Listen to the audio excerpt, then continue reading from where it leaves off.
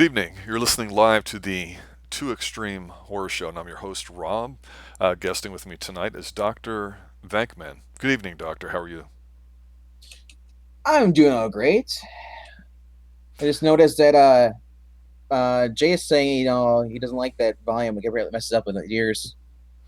Uh, you know, Mastering the line levels live in a production background requires some finessing, which we're going to discuss here about this movie, Man's Best Friend 1993, with Lance Henriksen and one Ali Sheedy. But before we get even started into that, I want to see if I still have my bang count on here. So let me hit magical numpad number 6 and see if Jay can hear it live for the very first time. Simon Connor! Bang! When it's all said and done, there can be only one. Bang! All right. I like the soundboard stuff. I could get used to this. I could almost produce instead of host, but I like doing both. So, Jay, bang to you too as well. Christy, good evening. Doctor, I've got a question for you, and I need your official diagnosis on this one because this is going to set the tone for the rest of this evening. Are you a dog person? Well, I mean, I like man's best friend as long as best friend isn't trying to kill me.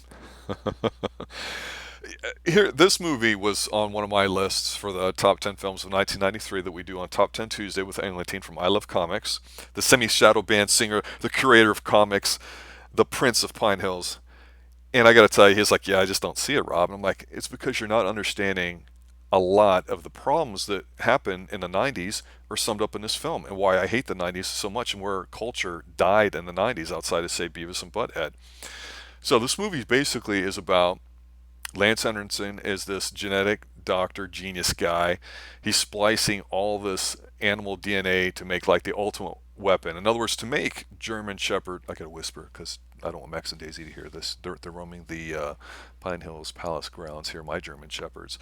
He's actually trying to make German Shepherd dogs practically extinct. So anyway, what happens is Ali Sheedy is this nosy little reporter that breaks into this facility because she had a hookup there who disappeared, and she sees this dog Max, and of course, you get into trouble where you're doing shit you're not supposed to, and all of a sudden, all hell breaks loose. The dog leaves with her, and shenanigans ensue, and there's a lot of douchebaggery kind of looking people and kids in this movie, and it's a very fun movie from the dog's perspective, but from everybody else, you go, man, what a bunch of entitled, irresponsible adults. It's no shame millennials have turned out the way they did, Doctor. I don't understand. I mean, let's just call her what she is. She's a dumb twit that is basically a PETA sponsor. Let's free the animals without consideration. Wait, why is this dog wearing all this stuff on it? She disconnected it from whatever was keeping it sedated. You look around, this guy's got all these different exotic animals in there. All she had to do was take the video, go to the cops. That's all she had to do. But then again, she couldn't go to the cops because she was breaking and entering. A little B&E is always something that shows up, you know what I'm saying? And for a woman her age trying to hit that glass ceiling and break through in the news world, boy, we know how hard that can be. So, yeah, she was going for it. So, I I don't mean, know. from just the first few lines she says in this movie, it is maybe just wanted like, I hope she dies at the end. I hope she dies at the end. Well, in the hopes that people can, like I say, hear the soundboard, I'm going to give the score of some of the people in here this. 0.0.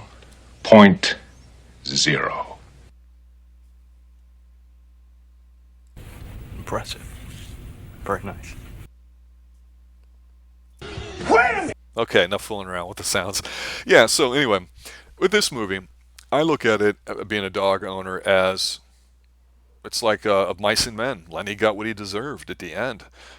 They took a dog who turned out to be stable because he's on a psychotropic type drug, and then, of course, he was getting off of it.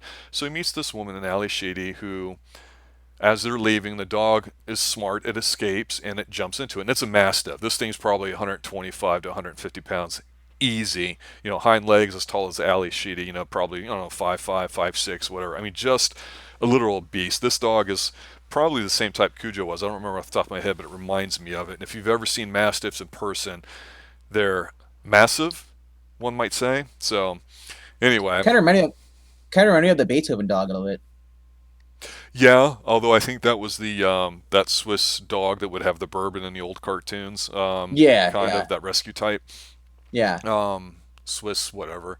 Yeah, so to me, this But movie was fun, but there's some dark scenes to it, and the overall problem with this movie is only one: it doesn't know what it wants to be. If it's trying to be a lighthearted comedy, it would have succeeded, but there's definitely some dark scenes, and let's just get right into it. She's like to your point, kind of a dimwit. She's just trying to find something that's going to set her apart. And I get her being ambitious and all that, but the dog follows her, and she's like, "Get in, get in!" Her and her assistant. That was with her, that's film stuff. The dog gets in the car and they drive off, and they don't know what they're gonna do. Okay, I get it. So they basically go to the grocery store to get some food for the dog. And this is kind of a cool scene because, again, the star of this movie is not the people, because the people suck. They all do. yeah, There's not a good person in here for the most part. And the more you think about it, the more irresponsible they are. But the dog itself, you understand it if you know dogs, what's going on. So the dog's free. She's loving on the dog. He's getting the attention he needs. She's leading the dog. She goes and gets food. So some 90s looking, not scary at all, because this is what happened from the 80s to the 90s. People stopped being scary and intimidating. Some clown tries to rob her, and the dog goes after the bad guy. And of course, the dog comes back, has the purse that the bad guy took, and all that. Of course, what you don't see is the dog rip the dude's throat out, which is kind of cool, but we see that later. So again, all those scenes that setting up how smart the dog is and what's going to happen is really fun to watch. I thought it was pretty joyful. There's even a parakeet in here in the house that she's in. So she brings it home to the most annoying guy so far in the 90s, because it's only 93. Her boyfriend, husband, I don't know what the hell this guy is. He's just a tool. He's not even a tool. He's not even man enough to be called a tool. He's just, I don't even know what to he's a call him. restaurant owner. That's what it was. He's one of those like the nerdy guys, but he has a restaurant owner with the glasses and all. This guy's a He didn't have a clown. mustache, He obviously but he, hates but her. yeah, Didn't you well, get that I vibe? could- he when she first brought the dog home, she didn't tell him, and he basically was he had a just complaint, you know. Let's talk about this here because she did this before. She brought home the parakeet. She's bringing home animals without talking to him. I can relate to that. Maybe who knows? He might be allergic to the dog, and she don't know that. Yeah, but yeah, he gets annoying, but she's equally as annoying though. So it's like they're kind of meant for each other. I agree. I think they're on the same level. So, you get what you get and you don't throw a fit. So here's the thing: the dog's with her, and the dog's really, really smart. The guy obviously doesn't like it. They try making whoopee a little later in the evening, and the dog's like staring at him through the keyhole, and she Through the doesn't like keyhole. it, which is kind of cool. But see, when you're watching this, you don't know that the dog has all these additional enhanced abilities, because it's not until the middle of Yeah, the second act no, that Lance Henriksen, who I love, he comes in there and he totally overacts in all his scenes. It's fantastic. You don't know what you're messing with, and he's throwing a big old fit and all that, and he explains to all of them about the genetic history of what's going on in this dog and how he's basically on the timer. So this is kind of like the dog Pliskin of the horror dog movie community, if you will. Get the Snake Plissken reference there with the timer. That joke is for me. Thank you, sir, for not laughing. So anyway, the dog shows himself bonding. He's found somebody that he's attached to. Obviously, the guy's a wuss ass. But you start seeing some cool scenes like wuss ass is getting his brake lines fixed by somebody, and one guy says, "Hey, puppy, if you want to help, give me the brake line." And the dog gets the brake that line was and hands it to dude. him.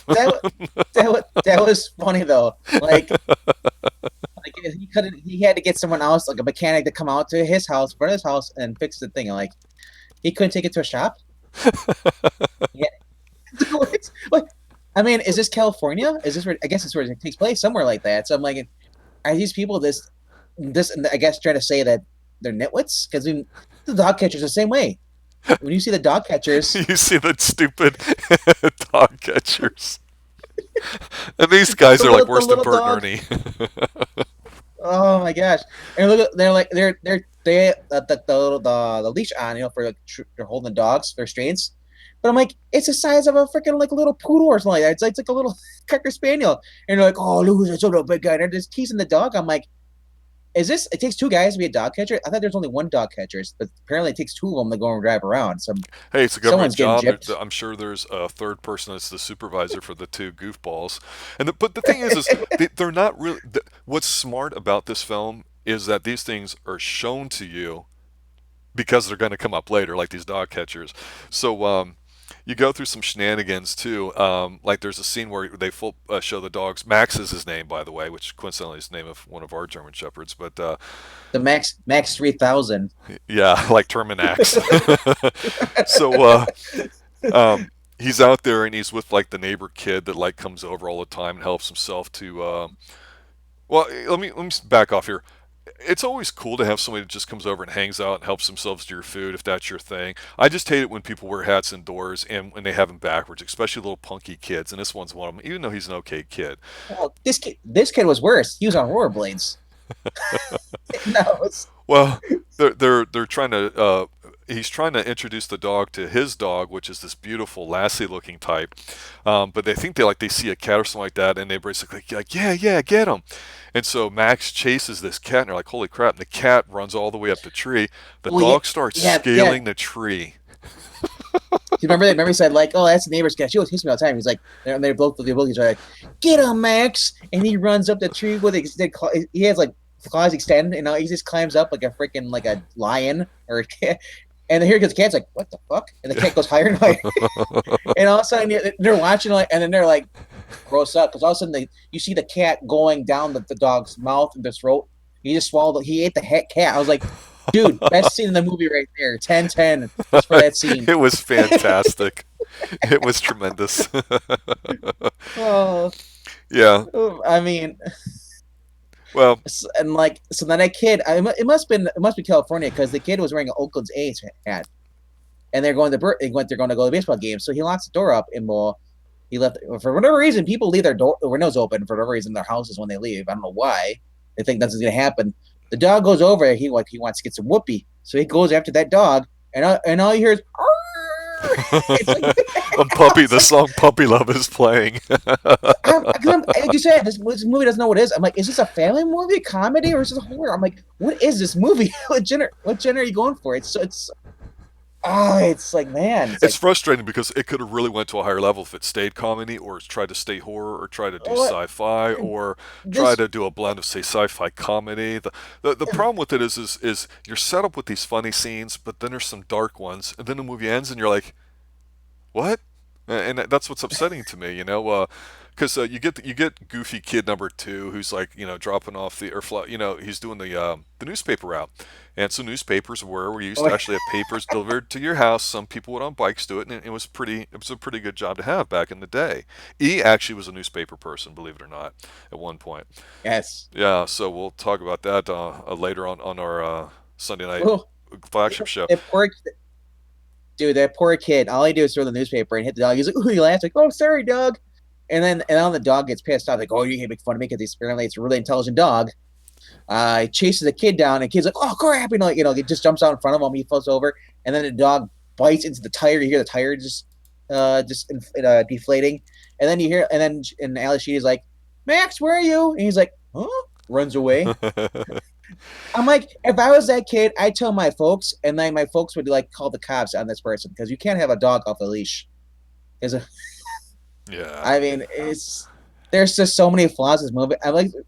I thought this movie would be like a weird Tim Burton movie because remember he did Edward Scissorhands. Yes. It had the weird feeling like this, to me. But like, if you want to be Cujo, Edward Scissorhands. Well, again, like I say, if you look at it from the dog's perspective, it's like it makes sense. He comes home and the boyfriend, husband, whatever, the douchebag husband type guy, the boyfriend will call him. This guy is so lame. He tries to kill the friggin' dog. I mean, look, the dog gets maced by the male guy. Okay, so he ends up, killing the dog or killing him, and it's funny because he buries him in the backyard underneath the house. I'm just laughing. This is entertaining to me, but the dude is like, that dog's trying to kill me. So he buys rat poison, and it's like the old school cartoon rat poison box with the triple X's on it. He puts it in the dog food, and he's trying to kill the dog. And of course, the dog sniffs it and smells it and realizes that it's not good stuff. So Yeah. yeah, it's just a crazy scene. Well, the mailman, yeah, that was insane. Like he pulls out, he's got mace because he doesn't trust dogs. Apparently, he's been tagged before. He's like, "Hey, what are you gonna do, my dog? Come in, come in, come in." He sprays it with mace in the eyes. It doesn't affect the dog at all. He's like, "Oh crap!" He chases him over he jumps over the fence, grabs him the ankle, his ankle, and he's like screaming, and he falls over on the other side of the fence. Here comes Max, jumps over, just bites him in the crotch, and just yeah, you said like he just then it goes for the throat. It just and then next thing, yeah, you said next thing you see him, he's just digging him. He's underneath the front porch, behind the lattice, and he's just burying him. Yeah, I'm it's like like, he's like covering his poop up, or spreading her out or whatever. pretty Something like much, that. and Yeah. and I thought that would have been a one and done scene, but the cop actually does later on in the movie. Is a cop that actually discovers the body under there. hmm But I mean, so I was surprised about that. They actually followed up that scene. Oh, 'cause Well, it's obvious I, that in this movie, like I say, there's nobody likable personality wise in here. There just isn't, and it's amazing to me because I went, wow, while this movie was very entertaining, it was a movie that, like I say, from the dog's perspective, is worth watching because you understand him turning into the monster that he is. You have them trying to, like I say, get poisoned, and that just isn't very good. But what was kind of funny too, one of the last funny scenes was the guy's driving his car, and he yells at somebody that's got a dog in the car next to him, passing him, and then his brakes give out because the dog went back in there and chewed off the brake line. yeah, Because this guy's an so, asshole. yeah, He's supposed to get what he deserves. He's the justice bringer. I mean, yeah. whatever you want to call it. And It's just like, his little blue Jeep Cherokee, and then he was able to use the e-brake gun to stop. I'm thinking because how close because I love how they deliberately show like the gas tank on that truck, like like he's gonna slam into it, and then like he doesn't. That would have made more sense if he just would died exploded. But do you remember what happens to that guy later on though in that movie, the dog? oh yeah, when the dog comes back home, he climbs up the side of the house and jumps through the wind, goes through the window, and he goes to attack, and he attacks them in the upstairs room. And it's funny because this guy, he's such an ass. He gets out his golf clubs. Because he didn't get a chance to meet with the fellows later, on the back nine or hole 19, it's like, oh, Jesus Christ, how much more yuppie pompous can he be? And he just fucking kills him. But he pees on his face, and of course his pee is acidic, I know, right? which is funny. But what was so funny is the classic trope where like the kid that's doing ape kids over there, I'm gonna make a milkshake. So he's blending it, and you hear the guy scream. You hear the guy is like, all this is going on upstairs. No one's paying attention. And then you finally hear him scream. They're like, "What? You hear something?" It's like, what the hell? It wasn't until you heard him. Then they heard more noise and they saw that Max is upstairs. And here comes Lance Henriksen character, Doctor. What's his name? Jarrett. He's just a doctor. He's not Dr. Bankman. No. But it's funny though about his character. Like he and his other assistant Judy, the one that got killed in the beginning. Yep. Those are the two people I like from the movie. They're the one. And unfortunately, no, Judy was killed because Dr. Jarrett discovered that she was going to talk to the news. Well, Judy was a sellout, though. Yeah, but she was learning Russian though in the beginning. Did you remember? True, I which thought means I she was might have been watching an a industrial Russian. spy. I'm just saying, it's No, I know, those but things happen. when I first started watching, I'm like, is this a Russian version? What's going on? And then I heard her speak English. Oh, okay, because she was trying to teach herself how to speak Russian while on the job. Yeah, Classic '90s. Lance Henrik should have been here a lot more than what he was because he, like I say, No, yeah, overacts. But here's what's weird him. is I was gonna say going into the third act, it gets dark because her and her boyfriend kind of finally make whoopee, so they kind of realize, that they okay, we need to get rid of the dog. So she goes and does it on her own, and she does what a lot of people seem to do, where they just find somebody they know and just dump it off, and okay, you're gonna take care of it. Yeah, okay, my guilt's assuaged. I'm gonna run off. But no, That was this funny. was creepy. This was where it turned dark, and I'm like, if it had been like this the whole movie, that'd have been a different movie. But to mix both of these, it didn't work to me, and that's the disappointing part. Sometimes it's hard to balance these things, but she basically gives the dog off, and she says to Max, and you can understand it, and she seems genuine that she misses Max. She's like, Max, when I said I would protect you, this is what I mean. I have to do that, but I want the ability to come get you back if things change, but I just have to take care of some things. Max doesn't like it, and the guy's like, yeah, I got 15 acres back on the ranch, and da da da. So as soon as she leaves, the guy's like, yeah, I'm gonna make you the meanest dog in the junkyard, and he doesn't like it. He takes the friggin' shovel and just beats the shit out of the dog. You're like, what the hell? And then the dog Yeah. comes to. I think he's He's- regenerative. Well, he's not regenerative that much, and he's chained up. yeah. And the guy starts like torturing him with this friggin' blowtorch. I'm like, what the hell am I Well, it's watching? This is not family friendly, to quote somebody earlier. Well, no, because what it was, the dog wouldn't shut up. So all of a sudden he takes the shovel. I'm like, what the hell? He just knocks the dog out. Then the dog gets back up, and he's yanking on the chain there. He's like, oh, you're breaking me, teacher boy? Because he's welding a motorcycle frame. And he's got the torch. Goes over the dog, and the dog keeps barking. The dog breaks the leash, jumps on him, and he's like, oh! So he manages to grab the freaking torch, burn Max's eye inside his face, so he's blind in one eye. So now he really looks like Cujo. And yeah, and what's funny is like, oh, he's like, oh, I'm gonna go grab my revolver over there. Oh no, it fell out of the milk crate the other way. I'm like, this is just so classically bad. It's like, so obviously, yeah, he gets its throat torn out. Max comes run home, and you just see him, half his face is just burned. It just looks like a devil dog. It's a good look It's for though. Seriously, I mean, oh no, practical and, effects and dogs. It looked really good. and well, now that they know that the dog is after this happened with her boyfriend, Ali Sheedy's boyfriend getting attacked by the dog and stuff, they know the dog's gonna come back. Yeah. So like the cops wait there, and then when they see the dog, she goes out, and it's funny how, do you notice how the weather was really foggy and misty, couldn't see, dark at night? I was like, really? It's like they're trying to go now. It's like they're trying to go for like scary now. This is it. We decided we're gonna be a scary movie. And like so the cop one's in there. He's like, okay, no, it's that cop, the bald, he's like the joke of the cop. Yeah, the But idiot the other cop. one's waiting on the car. Yeah. Yeah, the idiot cop. He's in there. He's like, ooh, milkshake. He sniffs it, and then he starts drinking it. And then you see the dog go across, and he's like, puts it down. So he goes out there. That's what he said. He walks out, and then he sees the lattice is torn apart. He looks under. He finds the mailman. But then it was funny. All the cops were there too. Yeah, they had a stakeout, at the house because this dog was going to Yeah, come back, and yeah. it's kind of silly. It was funny, but before that, though, before it got dark nighttime, though, do you remember how the cops went to go shoot the dog, and every single one of them missed the freaking dog? Yeah. I mean, that's what I'm saying. This movie, look, it was a small budget movie. It was not. It actually made money. It was kind of not even. It wasn't bad enough or didn't make enough money where it was going to be a cult film that got a following later. It was mildly entertaining and probably a little better than it should be, all because, again, if you look at it from the dog's perspective. I mean, this is classic, yuppie middle class white people where they say, you know what, we're kind of rich, we're kind of whatever, well, we can't take care of the dog right now. So, I mean, if you take a dog home, okay, maybe you work out an arrangement, you figure stuff out, but basically you make a commitment, you got to honor it. When you don't, bad things happen. That's the problem with this movie. All the destruction you see is because of irresponsible adults.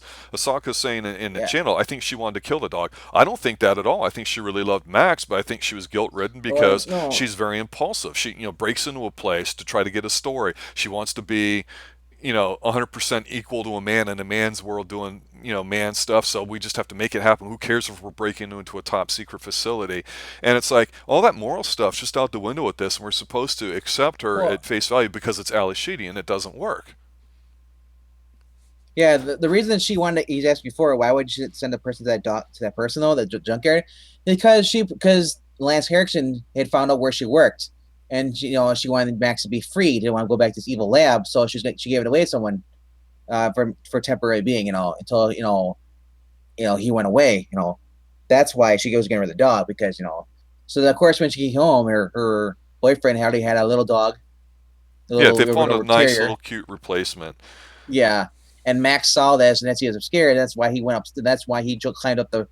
He was pissed off. He's like, "Oh, they replaced me." And He was triggered. His heart was broke. Dogs know when they're being adopted and given up. That was when he climbed up into the bedroom, attacked the guy. Then he peed on. I forgot how he went. He got downstairs, but I think he was outside or something, or was he inside when he got peed on? He answered. But it was ridiculous. But the thing about Max is, like I said, he's a super dog. He's got like a chameleon. He can change his fur to blend in anything around him. He's got the strength of a bear, like the speed of a cheetah, and all this stuff. He's basically like the perfect predator. Um, And all Lance he Henriksen wanted was to be was it? loved. Yes, and the one girl he loved, the one person as he's actually breaking down, uh, decided she didn't want him anymore. So then he snapped. Just But just like a woman, just impulsive at the last minute, can't make a lifetime commitment with such well, an I innocent don't want. creature. I don't think women will pee on people though. I don't It's want. a joke, people. Well, because yeah, he's supposed the whole thing is he's triggered because he's got a broken heart, but also because of the medicine and all that. And before we talk about the final scene here, Doctor Christie's got a comment there. I'd like you to take the lead on and actually answer. She goes, "The only innocent person in Oh, here was the bird."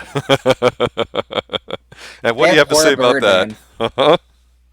I mean, that was when I first was watching this movie. I'm like, oh, okay, this movie sucks. Wait, the bird's really cool. He's calling him Baldy. He's calling him he's loser. He calling to their Alicity's boyfriend, and like He's an instigator. we found out why how that bird knew the name because the little neighbor boy kid was coming over and teaching him different ones. Fart breath and all that stuff. Hmm. So so yes, of course, Max did not let them like the dog after she went to go to work. He was inside, and he also hear the dog's like loser, or call a dummy, like, and so then like dogs like got insulted and just ripped the bird to shreds. I'm like, it's like, I'm like when they came home, like All you did see is Max hide? feathers flying around in the air. I know. It's like I'm, somebody I'm sneezed and all these feathers came out. it's just funny because the bird, like I'm thinking right away, like, is that what's gonna happen over by E? E's got a bird. He's still a kid. I'm like, we're gonna see that on the camera many times to see if there's yellow feathers flying everywhere. You know, I did think in our stream last week, I thought I saw something out of the corner of E's mouth. And if you look closely, if you zoomed in like I tried to, it might have looked like a feather. I'm not saying anything other than an observation. Take it for what you will. No, but the getting back to the third act, yeah, of course, Lance Erickson comes back over after he ditched the cops. He comes over. The cops have been murdered, brutally murdered. He gets in the cop car, drags Alishidi with their little pup named Spike, and they drive over to his lab. And she's like, "What are you doing?" I'm like, "Well, if I'm correct, Max is gonna follow you because he wants to kill you now because you betrayed him." So he basically wants to recapture Max. He's thinking he can still save his project. The dude, like, when he spent all his money on this company. Uh, so he's trying to salvage everything. So of course, when they get there, well, they're driving this car over there, and they're going. I don't know how fast they must be going for like freaking 30 miles per hour because the dog caught up real fast. And all of a sudden, the Max jumps on top of the hood. They're like a freaking always trying to push in the roof, and Max jumps on the hood, and he goes to grab the trank gun, and Max sticks his head right through the windshield, grabs the gun, and that causes him to crash into the one of the signs, and they flips the car over, and they're basically laying there. I'm thinking, how is heck is nobody dead?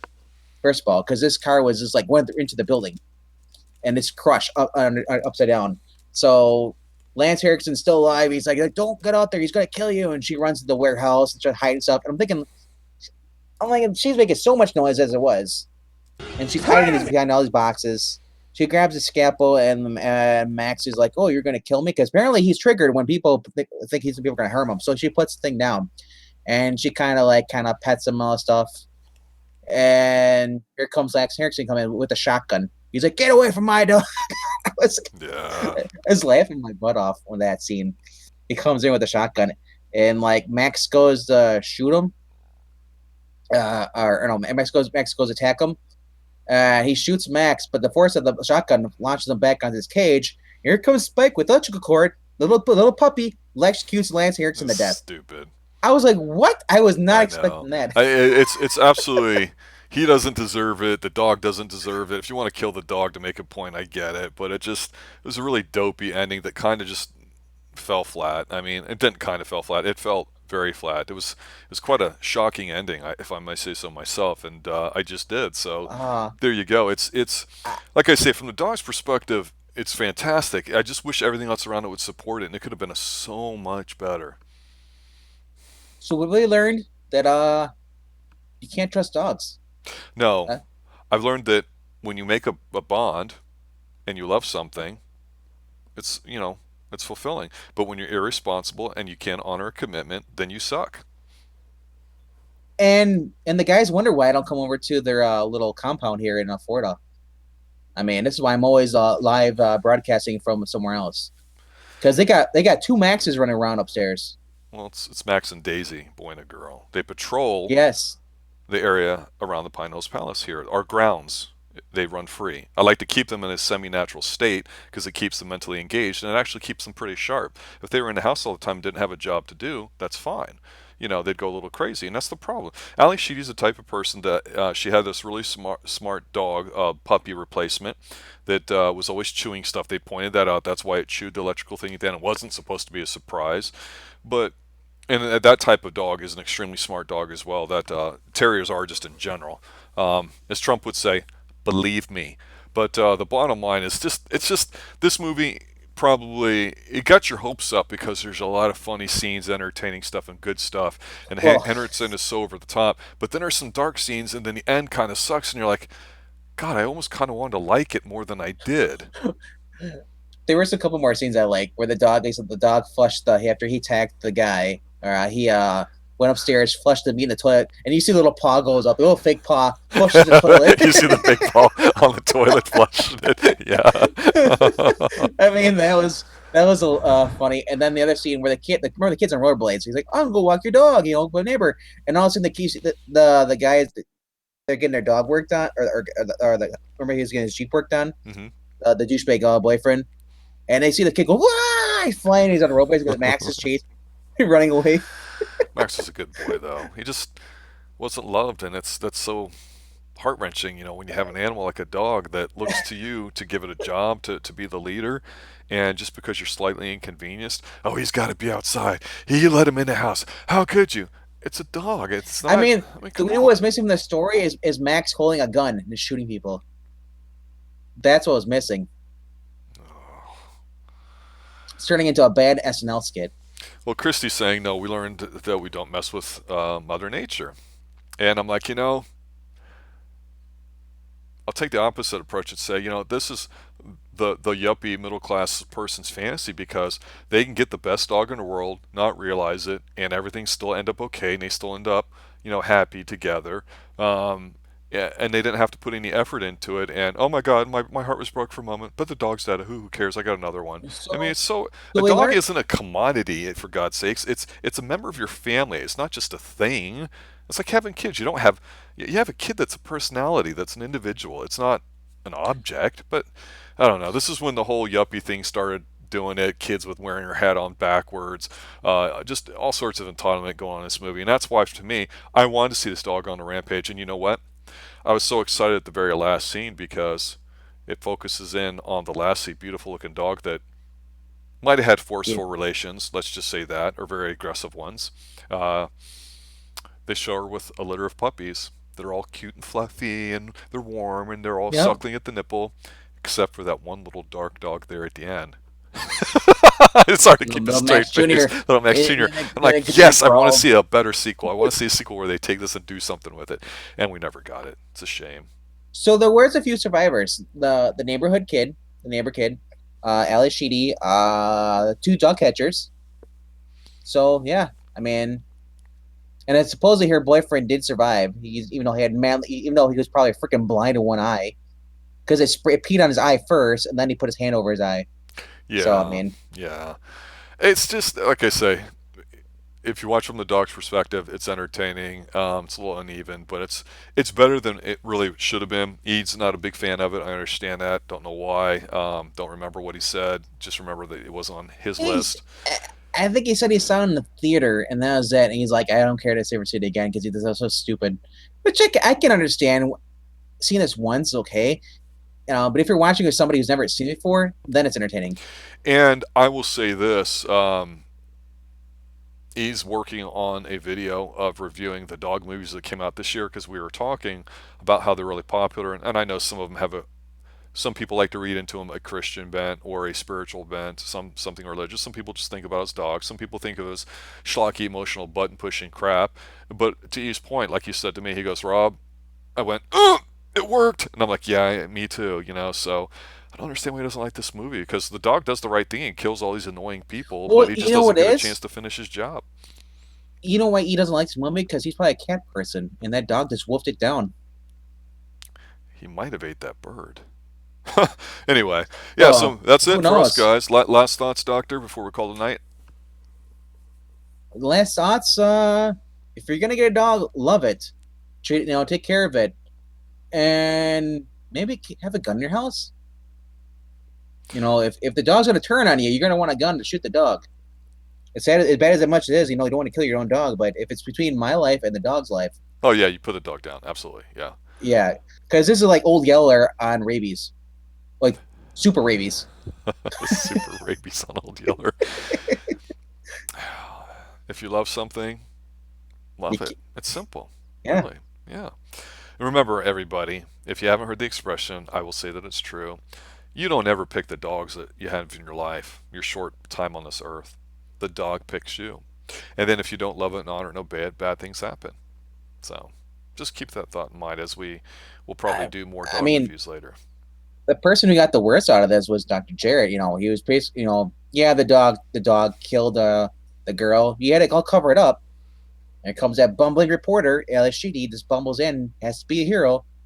Otherwise, everything would have been fine. You mean the responsible Caucasian figure with very limited screen time? Yes. Okay. Lance Hendrickson, ladies and gentlemen. Okay, guys. Coming up next on the Extreme Movie Show, Englitine and I are going to be reviewing the franchise of Freddy. We're going to go through the Nightmare on Elm Streets, talk about each of the movies, which ones we liked best, and of course, I'm sure he's going to want to rank them. So I think there's like 19,427.5 movies that we're going to go through on that. But yeah, we're going to take a look at them, just discuss them. That's the theme, and I'd like to say thanks for showing up tonight. Stay extreme.